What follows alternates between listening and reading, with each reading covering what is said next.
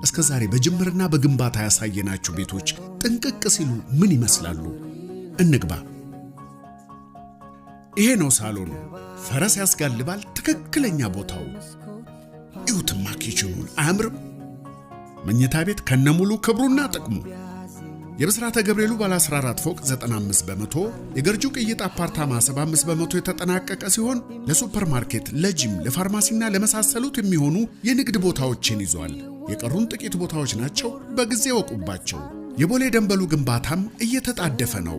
በቂ የመኪና ማቆሚያ፣ የደህንነት ካሜራ፣ የከርሰ ምድር ውሃ፣ መጠባበቂያ ጄኔሬተር የተሟላላቸውን የፓልም አፓርትመንቶችን በ15% ቅድሚያ ክፍያ፣ በ60/40 የባንክ አማራጭ፣ በ37 ልዩ የዲያስፖራ ፓኬጅ የግሉ ያድርጓቸው።